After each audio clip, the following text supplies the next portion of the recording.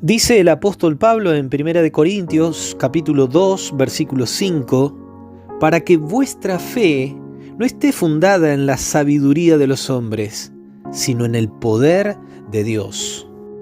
Bendecida jornada y bendecido sábado para cada uno de los amigos con quien podemos tener la maravillosa oportunidad de conectarnos con nuestro Padre Celestial y de poder estar en su presencia. Un nuevo día, una nueva oportunidad que tenemos de tomarnos de la mano de nuestro Dios. Y en este día sábado 15 de mayo, en este fin de semana, queremos recibir sabiduría celestial, porque necesitamos día a día conocer más a nuestro Salvador. Necesitamos conocer más a nuestro Jesús. Él nos conoce, Él conoce nuestros pensamientos, Él sabe cuáles son las intenciones de nuestro corazón. Ahora es importante que nosotros, por nosotros mismos, podamos conocer a Dios, para poder crecer en esa confianza diaria que tanto necesitamos, lo que llamamos fe. La fe significa confiar en nuestro Padre Todopoderoso, pero esa fe, como dice el texto bíblico, no tiene que estar fundada en la experiencia de las personas. Allí Pablo dice que no esté fundada en la sabiduría de las personas, sino que esa fe esté fundamentada en el poder de Dios. Ahora, ¿qué significa esto del poder de Dios? Bueno, el mismo Pablo lo aclara allí en el libro de Romanos, capítulo 1, versículo 16, dice: no me avergüenzo del Evangelio, porque es poder de Dios para todo aquel que cree. El poder de la palabra de Dios, el poder del Evangelio, el poder de su palabra que trajo a la existencia el universo. Este mundo fue creado por su palabra. Entonces, mis queridos amigos, si nosotros desconocemos su palabra, no estamos conociendo realmente a Dios.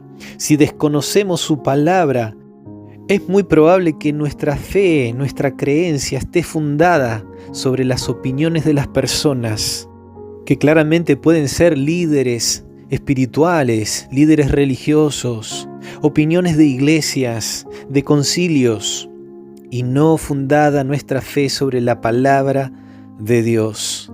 Y eso el apóstol Pablo claramente se lo quiso manifestar a los corintios. Yo vengo a compartirles el Evangelio, pero no con sabiduría humana, no para que esa fe esté fundada sobre los hombres, sino sobre el poder de Dios.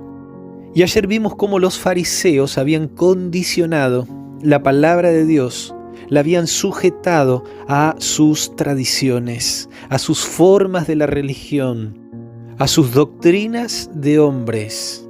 Y todo ello había derivado en un frío formalismo. No había una experiencia viva, no había una fe que movilizara a las personas a un encuentro con el Dios verdadero.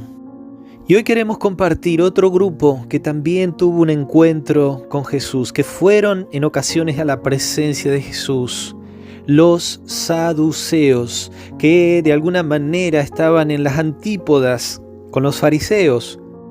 Los fariseos tradicionalistas, conservadores, pero por otro lado los saduceos, liberales, más escépticos a algunos puntos de vista de la palabra de Dios. Tenían su forma de ver las cosas, quizás pretendiendo entenderlas de una manera más racional o científica. Y dice allí en las Escrituras que los saduceos no creían ni en la resurrección, ni ángel, ni espíritu.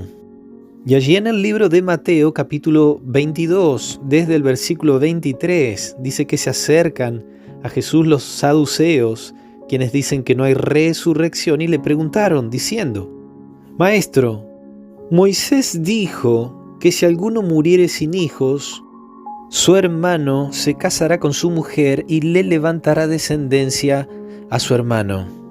Y ahora le presentan una situación hipotética donde dice que hubo 7 hermanos, de los cuales el primero se casó, pero murió sin tener descendencia, dejándola al segundo, y allí el segundo también murió, y después el tercero, y hasta el séptimo, ya que de ninguno de ellos tuvo descendencia.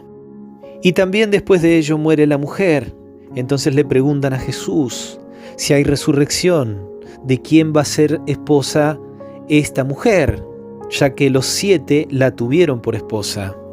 Aquí vemos entonces a los saduceos confrontando a Jesús, entendiendo de que Jesús es un maestro de la palabra y que enseña con autoridad.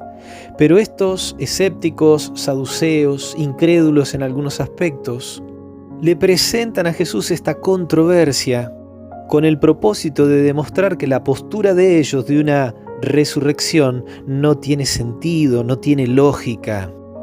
Y es notable también que ellos utilizan las escrituras al decir Moisés dijo en sus escritos, tratando de esa manera dar fundamento a su postura con la palabra de Dios. Pero la respuesta de Jesús fue categórica. Versículo 29. Respondió Jesús y les dijo, erráis ignorando las escrituras y el poder de Dios. ¿Notan, mis queridos amigos, cómo Jesús asocia las escrituras, la palabra de Dios y el poder de Dios? Ustedes están equivocados, ustedes están errando, porque ignoran la palabra de Dios y su poder. Ahora, ¿qué significa ignorar la palabra de Dios? Ellos leían, de hecho, citaron a Moisés. Ahora, cuando hablamos de ignorar la palabra de Dios, puede tener 2 puntos de vista. Primero, una persona puede ignorar la palabra de Dios porque no la conoce, porque no se dio la oportunidad de leer y de conocer a Dios a través de su palabra. Esa persona está ignorante de lo que Dios dice a través de ella. Pero otra forma de ignorar la palabra de Dios es cuando yo sí la leo, cuando uno sí la conoce, pero desecha o reinterpreta lo que allí está escrito porque esto no se ajusta a sus puntos de vista, porque no lo puede analizar a través de la razón. Entonces, esa persona cae en el escepticismo, termina siendo una persona que pretende tener su vida espiritual, una relación con Dios, pero que en definitiva está limitando el poder de Dios en relación a aquello que nuestro Padre Celestial ha manifestado a través de su palabra. En el versículo 30 Jesús le dice en cuanto a la resurrección, ni se casarán ni se darán en casamiento, sino que serán en el reino de los cielos como los ángeles de Dios. Y también en relación a la resurrección de los muertos, les dice, ¿no habéis leído cuando Dios le dice a Moisés, yo soy el Dios de Abraham, yo soy el Dios de Isaac, yo soy el Dios de Jacob? Claramente les dice Jesús, Dios no es Dios de muertos, Dios es Dios de vivos.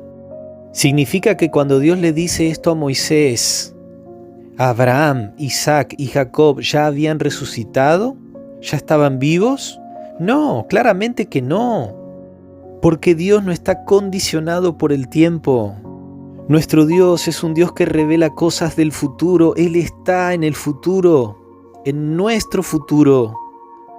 Y en ese futuro Abraham, Isaac y Jacob están vivos. Dios no es Dios de muertos, sino de vivos. Por eso Dios no le dice a Moisés, yo fui el Dios de ellos, sino yo soy el Dios de Abraham, de Isaac y de Jacob. Su palabra menciona que Dios llama a las cosas que no son como si fuesen.